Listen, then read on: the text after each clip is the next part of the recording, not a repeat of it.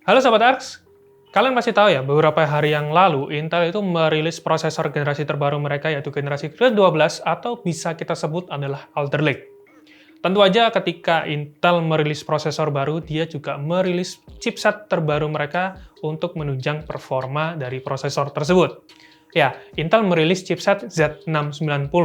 Nah, kalau kalian sempat nonton video teaser kita, kalian pasti tahu lah, kita mau ngebahas motherboard apa. Yap, kita mau ngebahas Asus ROG Maximus Z690 Apex.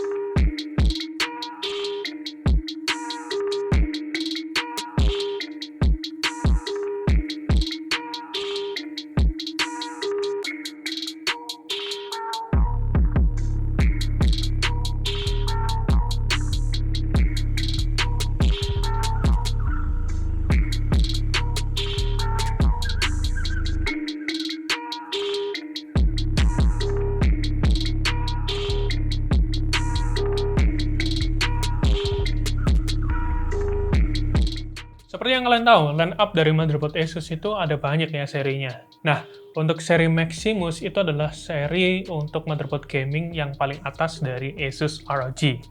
Kebetulan yang datang di kita kali ini itu adalah Asus Maximus Z690 Apex. Nah, kalau kalian lihat layout dari motherboard Asus Maximus Z690 Apex ini, pasti kalian nggak asing lagi ya, karena sebenarnya kita pernah ngebahas motherboard Apex ini di video sebelumnya, dan video kapan lalu ini sempat kita bahas motherboard ini sekaligus kita melakukan extreme overclocking.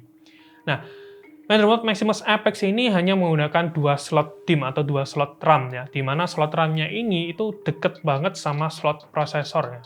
Ini dimaksudkan ketika kita melakukan overclocking memori itu jauh lebih baik, karena dengan dekat gini itu tracing memorinya tuh menjadi lebih bagus karena dia cepat banget tracing memorinya, dan akhirnya membuat overclocking memori itu mendapatkan frekuensi tinggi dan juga timing yang lebih baik. Nah, untuk motherboard Asus Maximus Z690 Apex ini itu ada 5 slot M2 ya, dimana slot M2-nya yang paling menarik itu adalah di DIMM.2 ini. Nah, yang DIMM.2 ini dia memakai jalur pada jalur chipset Z690. Sedangkan untuk jalur pada prosesor Intel Alder Lake-nya itu dia pakai yang di sini, sama satu lagi di Hyper M2, dimana itu menggunakan PCIe Gen 5. Nah, untuk slot berikutnya itu ada di bawah sebelah sini ya. Ini menggunakan PCIe Gen 4 sampai ke bawah. Jadi masih bisa pakai yang Gen 3 ataupun Gen 2 ya, tergantung kalian memakai NVMe yang mana.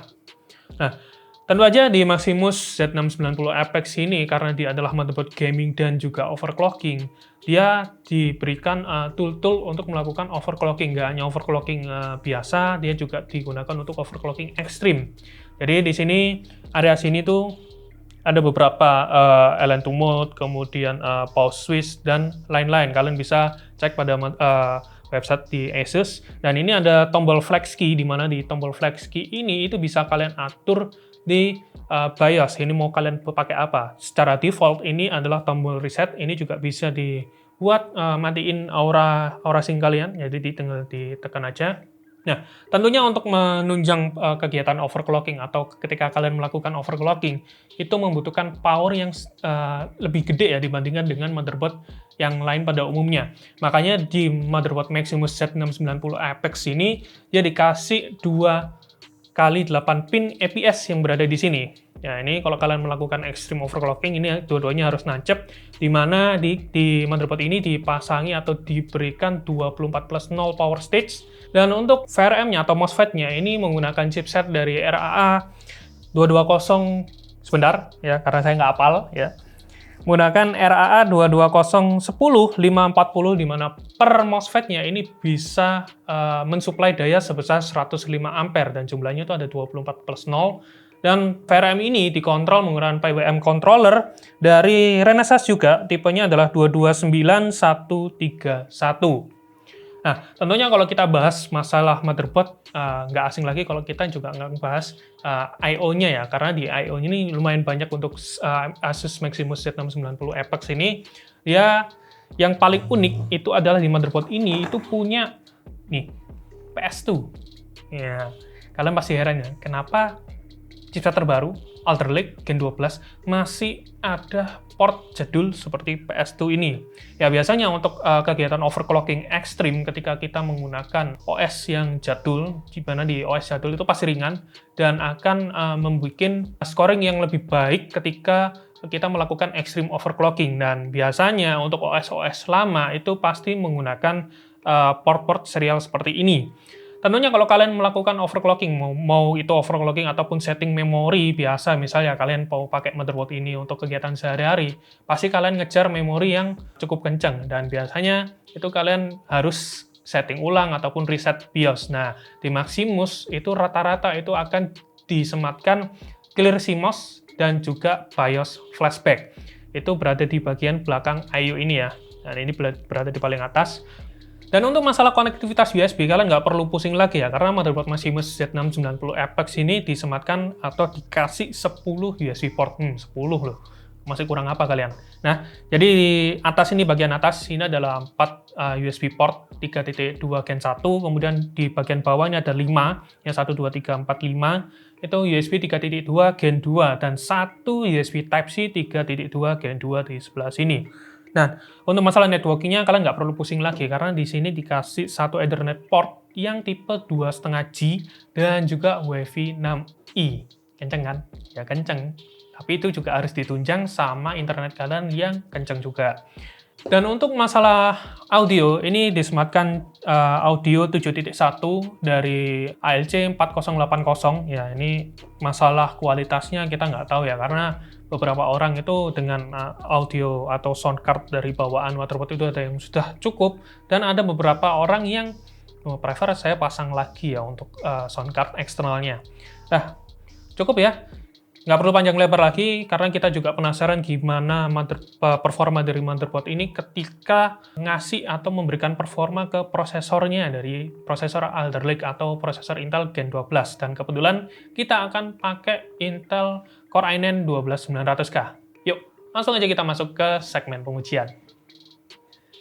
Oke ya, sekarang kita sudah masuk di segmen pengujian. Motherboardnya jelas kita menggunakan Asus Maximus Z690 Apex, dan untuk prosesornya ini adalah Intel Core i9 12900K. Memori kebetulan kita dari G-Skill Ripjaws S5 DDR5 5200 MHz 32 GB ya. Ini 32 GB. Untuk NVMe-nya kita dari tim Cardia Zero Z440 yang Gen 4, dan untuk VGA kebetulan ini dari Asus ROG Strix 3070 Ti ya. GeForce RTX ini ya, RTX 3070 Ti. Nah, untuk pendingin prosesor ini kebetulan kita menggunakan Thermal Rack Frozen Magic 360 Scenic ya. Kenapa kita pakai yang 360 ya? Karena ini Core i9. Jadi kita harus mendinginkan prosesor ini sedemikian rupa supaya performanya itu bisa keluar semua. Dan untuk power supply ini kebetulan kita menggunakan Corsair HX 1200. Dan sekarang kalian bisa lihat di layar kalian sekarang, ini adalah tampilan BIOS dari Asus Maximus Z690 Apex. Dan di sini ada beberapa tab ya, ada My Favorites, Main, Extreme Tweaker, Advanced Monitor, Boot, Tools, sampai dengan Exit. Dan beberapa menu yang ada di atasnya yang bisa kalian akses menggunakan mouse kalian ya, karena ini adalah BIOS UEFI. Dan kalau misalnya kalian memang sudah sering memakai motherboard ROG, pasti tampilannya ya seperti ini, tampilan awalnya ya. Kemudian kita bisa masuk ke menu Extreme Tweaker, di mana di Extreme Tweaker ini kalian bisa nge-tweaking atau men-setting prosesor ataupun memori kalian sesuai dengan apa yang kalian inginkan ya. Kebetulan ini kita lagi men-setting memori kita di XMP DDR5 5200 dengan cas latensi 40 ya. Kemudian kita juga mau nyoba AI overclocking yang ada pada motherboard Asus ROG Z690 Apex ini. Ya, ini kita tinggal pakai AI Optimize. Kemudian AVX-nya ini, ya ini kalau misalnya kalian untuk bermain yang benar-benar menggunakan heavy load AVX, jadi pakai instruction FX, ini kalian bisa pakai HEVX. Tapi kalau untuk gaming aja ya bisa pakai di normal use ya. Tapi amannya kita pakai di HEVX. Kemudian untuk efisien e-core-nya ini juga ngikut ya dengan P-core yang ada di atas. Ini jadi AI optimize. Kemudian untuk DRAM frekuensi, nah ini yang unik dari motherboard ROG, biasanya itu kita disediakan preset untuk memory overclocking. Nah, nih, kita tinggal manfaatin ini aja, memory preset. Kemudian kita coba pakai yang Micron ya, karena kebetulan untuk G-Skill Ripjaws S5 yang DDR5 yang ada di kita ini dia menggunakan Micron. Ini settingan 5400, tapi ini kita setting ke 5600. Nah, jadi sekalian kita nyoba apakah ini berjalan dengan sempurna. Tapi kalau harusnya sih dengan preset yang ada ini nggak perlu pusing-pusing lagi ya. Ya tinggal nyeting-nyeting aja. Kalau nggak bisa, kita tinggal balik ke BIOS lagi dan disetting ulang. Nah, untuk di menu advance ini kalian bisa ini atur di PCH storage-nya ya, untuk SATA. Kemudian untuk Thunderbolt itu ada di sebelah sini. Kalian bisa pakai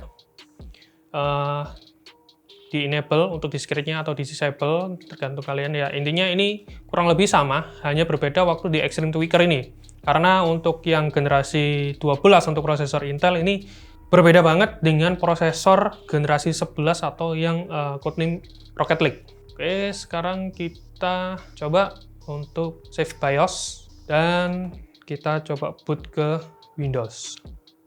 Oke, sekarang kita sudah masuk ke operating system dan kebetulan kita menggunakan Windows 11 atau Windows yang paling baru yang beberapa hari yang lalu rilis dan barengan dengan rilisnya si Intel Gen 12. Nah, ini kalian bisa lihat di layar kalian sekarang ya. Di sini di CPU Z. Ya, ini prosesor kita ini sekarang berjalan di kisaran 5,4 GHz tanpa beban ya. Ini masih dalam keadaan idle dan kebetulan di background ini kita sudah ada Cinebench R20. Dan untuk logging temperatur kita menggunakan HW Info yang versi 7.14.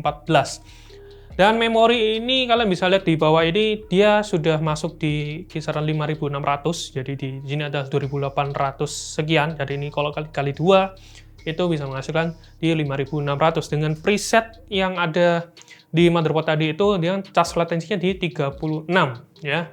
36, 39, 35, 55 sekian ya. Kalian bisa lihat di layar kalian sekarang. Nah, ini kebetulan kita pakai GeForce RTX 3070 Ti ya, dan kalian pasti bingung ya. Ini kan di Intel Gen 12 itu kebetulan dia menggunakan PCIe Gen 5 dan ada backward compatibility-nya PCIe Gen 4 sampai ke PCIe Gen 3. Sekarang kita cek menggunakan tag power up ya atau GPU-Z ya. Nah, ini kita buka GPU-Z-nya dulu. Nah, ini ya. Kalian bisa lihat ya di sini. Itu bus interface dia kebetulan menggunakan PCIe kali 16 di kali 4 dan add-nya ini kali 1, tapi ini kita bisa cek menggunakan render test supaya ini benar-benar bisa jalan di PCIe Gen 4 apa enggak. Nah, ini ya, kalian bisa lihat ya di sini. Nah, dia jalan di PCIe Gen 4. Nah, untuk NVMe kebetulan ini kita juga pakai dua NVMe, yang satu di slot DIMM.2. Kalau kalian yang sudah pernah lihat overclocking test-nya kita, di sini ada slot RAM yang digunakan untuk M2 NVMe. Ya, ini di sini ada yang bilang ini slot RAM, bukan, ini DIMM.2, di mana NVMe-nya itu bisa dipasang di sebelahnya memori. Nah, di DIMM.2 ini kebetulan dia menggunakan jalurnya mainboard, jadi ikut chipset, sedangkan untuk yang ikut prosesor itu ada di bagian dekat VRM. Nah, ini kita ada dua, kita bisa cek menggunakan Crystal Disinfo. Ini satunya kita pakai NVMe Team Cardia Zero Z440 dan satunya kita menggunakan Apecer yang AS2280Q4. Keduanya sudah pernah kita review ya. Nah, ini kalian bisa lihat ya, yang Apecer ini jalan di PCIe kali 4. Yang Team Cardia Zero ini juga jalan di PCIe kali 4. Keduanya jalan sama-sama bisa jalan di PCIe Gen 4. Jadi kalian nggak perlu khawatir lagi, terutama yang di jalur prosesor ya. Di jalur prosesor itu karena dia support Gen 5, jadi ada juga backward compatibility ke PCIe Gen yang ke bawah. Nah, sekarang kita tes. Apakah dengan platform yang sudah kita overclocking seperti ini, itu VRM-nya masih dingin apa enggak? Dengan suhu ruangan ini, kebetulan suhu ruangan saya sekarang itu di kisaran 25,7 derajat Celcius, atau bisa kita bulatkan di 25 derajat Celcius ya, plus minus 1%, kalian bisa nambah. Suhu VRM dalam keadaan ideal ini di kisaran 44 derajat Celcius. Ini kita geser. Ya, nanti kita akan menguji secara real time menggunakan thermal gun dari FLIR ya. Oke, sekarang kita coba running CPU aja. Kita running selama 5 menit. Oke. Dan kita mulai pengujinya. Sambil kita monitoring berapa suhu VRM-nya. Biasanya harusnya sih panas ya kalau dalam keadaan overclocking seperti ini. Nah, ini kita sedang lagi running pengujian dengan Cinebench R20 dan kita seperti biasa ya, kita lagi nguji VRM-nya ini apakah panas atau enggak dengan keadaan platform testbed-nya. Kebetulan kita lagi overclocking ya, jadi prosesor kita naikkan dan juga memori kita juga kita overclock juga. Dan kebetulan untuk VRM-nya ini di kisaran FLIR ini membaca di kisaran 46 maksimumnya, tapi ini ada beberapa spot yang bisa mencapai 50-an ya. Nah, ini kalau di sini, nah ini ada beberapa yang bisa sampai 50-an ya. Dan di logging HW info ya, itu kebacanya di CAR-nya itu VRM di kisaran 51 derajat maksimumnya dan average-nya di kisaran 47 derajat Celcius. Ini akan naik terus seiring dengan berjalannya kita running Cinebench R20 ini selama 5 menit ya.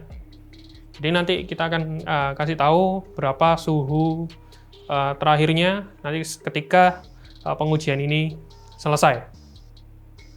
Nah, ini pengujiannya udah selesai dan kebetulan hasilnya udah terlihat ya. Ini bisa mendapatkan di kisaran 10.786 poin untuk Cinebench R20 jalan 11 kali loop. Dan VRM untuk suhunya itu maksimum di kisaran 54 derajat Celcius dan average-nya di kisaran 49 derajat Celcius. Jadi prosesor kita yang Core i9 12900K dalam kondisi teroverclock dengan motherboard Maximus ROG Z690 Apex ini, VRM-nya masih bisa nahan suhunya di kisaran segitu ya. Ini masih wajar dan ini masih dalam keadaan kita ngoverclock-nya pakai AI overclocking. Jadi kalau misalnya kita setting dengan settingan manual kita mungkin akan sedikit lebih tinggi lagi dengan settingan voltage yang manual ya. Tapi ini karena ini adalah settingan bawaan dari mainboard, jadi hasilnya masih bisa dalam keadaan batas wajar. Nah, sebelumnya kita juga sudah melakukan pengujian secara off-screen ya, di mana di platform yang kita pakai kali ini itu di settingan dalam keadaan memori settingan XMP preset. Di mana ketika kita melakukan preset XMP, itu rata-rata motherboard dengan ROG itu pasti settingan MCE-nya atau multi-core enhancement-nya itu dalam keadaan enable secara auto. Jadi kalau misalnya kalian menggunakan motherboard Asus ROG, pada umumnya itu MCE-nya itu secara auto adalah enable. Jadi kalian harus mendisable supaya multi-core enhancement-nya itu dalam keadaan disable. Takutnya apa? Ketika kalian menggunakan HSF atau cooling untuk prosesor kalian, takutnya coolingnya itu nggak bisa mengatasi panas dari MCE atau multi-core enhancement ketika prosesor kalian dalam keadaan enable. Akhirnya kalian bilang prosesor ini panas. Sebenarnya enggak. Kalau misalnya dalam keadaan MCE itu bisa kalian disable kalau misalnya kalian menggunakan motherboard Asus Maximus ya pada umumnya. Nah, ini kita hanya melakukan pengujian prosesor singkat aja karena nanti Aldrich 12900K ini nanti akan kita compare menggunakan Ryzen 9 5950X. Tapi di sini kita hanya menguji sebatas apa sih performa dari motherboard Asus Maximus Z690 Apex ini. Nah, ini kita menguji dengan Cinebench. Di Cinebench ini kita pakai 5 Cinebench ya, Cinebench R15, R20 dan R23. Nah, di Cinebench R15 atau R15 ini untuk single core-nya prosesor kita yang 12900K ini single core-nya mendapatkan 289 Dan untuk multicore-nya di kisaran 4.000-an. Untuk R20-nya itu di kisaran 760-an, sedangkan untuk multicore-nya di kisaran 10.450-an. Dan untuk di Cinebench R23, single core-nya di kisaran 2.000, dan multicore-nya di kisaran 27.000. Kita nggak hanya ngetes di performa multicore ketika melakukan Cinebench ya, atau ketika melakukan 3D rendering atau 4D, kita juga ngetes di benchmark sintetis, dan kita juga ngujinya di 3D Mark. Di 3D Mark ini kita memakai TimeSpy Extreme, Firestrike Extreme, dan Firestrike Ultra. Kenapa kita pakai ini? Kita ingin menguji performa prosesor Core i9 12900K dengan Maximus Z690 Apex ini ketika running game, layaknya running game di resolusi 2K ataupun 4K. Dan di TimeSpy Extreme maupun Firestrike sampai Ultra ini 2K sama 4K. Dan hasilnya, untuk di TimeSpy, ini overall score-nya itu di kisaran 15 ribuan, 15.200 sekian, kemudian GPU score karena kita menggunakan GeForce RTX 3070 Ti, ini GPU score-nya di kisaran 14.370-an, dan CPU score ini running mendapatkan hasil di 18.700 sekian. Untuk TimeSpy Extreme-nya itu di kisaran 7.600-an, GPU score-nya di kisaran 7.300-an, dan CPU score-nya di kisaran 9.000-an.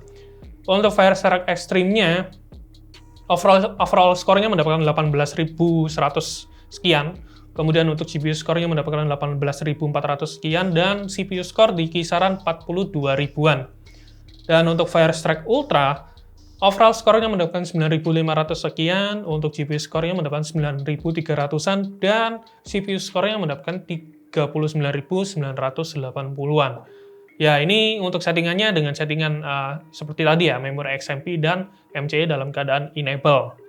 Nah, karena kita juga tadi sudah melakukan settingan overclocking, tentunya kita harus tahu dong bedanya ketika dalam keadaan MCE enable dan settingan memori XMP, dan ketika kita running AI overclocking dan memori kita setting preset overclocking dari BIOS yang sudah disediakan oleh Maximus Z690 Apex ini, apakah ada perbedaan skor atau enggak, atau perbedaan performa atau enggak ya. Dan di sini kita sudah merangkum beberapa software atau benchmark ya, benchmark sintetis. Nah, di sini ada 3D Mark TimeSpy, dan kalian bisa lihat hasilnya antara MCE enable dengan XMP preset, dan ketika kita melakukan AI overclocking ini hasilnya berbeda kisaran 14% untuk TimeSpy CPU score-nya yang kita lihat ya, karena kita hanya ingin apakah ada perbedaan performa yang secara signifikan di CPU-nya. Jadi di TimeSpy CPU score-nya ini ada perbedaan kisaran 14% kenaikannya. Kemudian untuk Firestrike Extreme, itu kenaikan performa CPU-nya naik sebesar 5%. Sedangkan untuk Geekbench 5, di Geekbench 5 ini kenaikannya di kisaran 12%.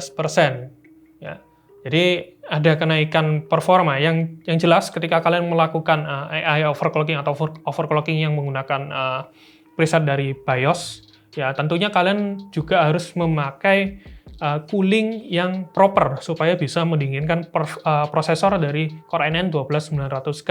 Karena kalau enggak, otomatis ketika kalian menjalankan software, prosesor dalam keadaan panas yang berlebih, otomatis prosesor tersebut akan throttling dan performanya akan turun drastis. Kalau kalian sedang membuild PC baru dengan platform terbaru dari Intel generasi 12, motherboard ini itu bisa kalian dapatkan di kisaran harga 12 jutaan. Ya kapan lagi kalian bisa mencoba motherboard overclocking sambil menikmati fitur gaming dari Asus ROG Maximus Z690 Apex ini. Sekian video review motherboard Asus ROG Maximus Z690 Apex dari kami tim Arx. Kalau kalian suka baca artikel dan news, jangan lupa mampir di website kita di arx.co.id. Kalau kalian punya Instagram, jangan lupa kepoin Instagram kita di @arxidmedia. Suka dengan video kali ini, jangan lupa klik like, komen di bawah kalau kalian masih punya banyak pertanyaan mengenai motherboard Asus ROG Maximus Z690 Apex ini. Share video ini sebanyak-banyaknya, dan jangan lupa subscribe. Salim Mukhtar, ciao.